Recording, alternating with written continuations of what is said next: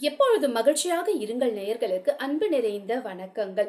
ஒரு தனி மனிதத்தினுடைய தனி ஃப்ளைட்ல அவர் அகமதாபாத்துக்கு போயிட்டே இருக்காரு. அந்த ஃப்ளைட்ல ஏதோ பிரச்சனை சொல்லிட்டு அவர் என்ன பண்றாரு, சீக்கிரமா அந்த ஃப்ளைட்ட லேண்ட் பண்ணிடுறாரு. அவருக்கு ஒரே டென்ஷன். அவருடைய வாழ்க்கையில அவருக்கான அருமையான விருது வழங்கும் விழா வந்து அகமதாபாத்ல ஏற்பாடு பண்ணியிருக்காங்க. One of the biggest medal for his life அப்படின்னு சொல்ற மாதிரி. அவருக்கு ஒரே டென்ஷனா இருக்கு. ஒரு காட்டுப்பகுதி மாதிரி இருக்கு, ஒரு கிராமம் மாதிரி இருக்கு.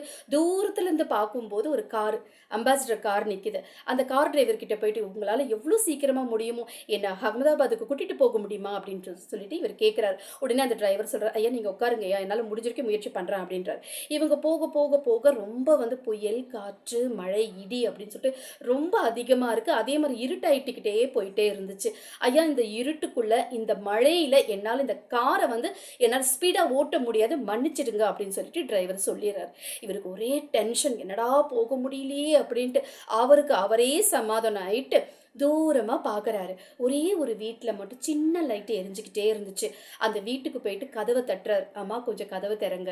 ஒரு அம்மா வந்து கதவ தொறக்குறாங்க.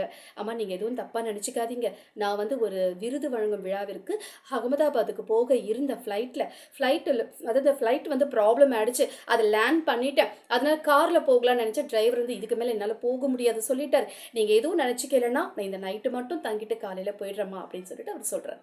உடனே அந்த அம்மா சரிங்கய்யா அப்படின்ட்டு சாப்பாடு குடுக்குறாங்க. சாப்பிட்டு அவர் தூங்கிடுறாரு. காலையில எழுஞ்சு கிளம்பி போகும்போது, அவங்க சூடா ஒரு கப் டீ குடுக்குறாங்க. அந்த டீ குடிச்சிட்டு, "அம்மா நான் ஒரு விஷயம் உங்ககிட்ட கேட்கலாமா?"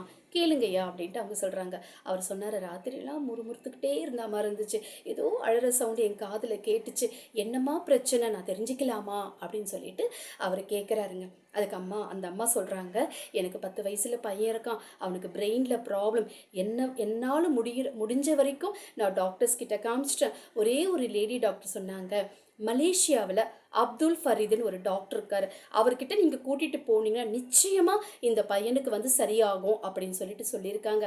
என்னால அவ்ளோ தூரம் போக முடியாது. அதனால என் கூட என் பக்கத்துல இருக்கிற கடவுள்கிட்ட நான் வேண்டிக்கிட்டேன். "கடவுளே நீ தான் என் பையனுக்கு ஒரு நல்ல வழி காமிக்கணும்னு நான் வேண்டிக்கிட்டேன்" அப்படின்னு சொல்லி அழுதாங்களாம். அதுக்கு அவர் சொன்னாரு, "அம்மா நீங்க எந்த டாக்டர பார்க்கணும்னு நெனச்சீங்களோ, அந்த அப்துல் ஃபரீதே நான் தாம்மா.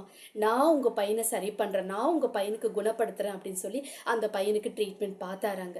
அதாவது இது வந்து ஒரு உண்மை சம்பவம். நீங்க கூகுள்ல கூட சர்ச் பண்ணலாம்.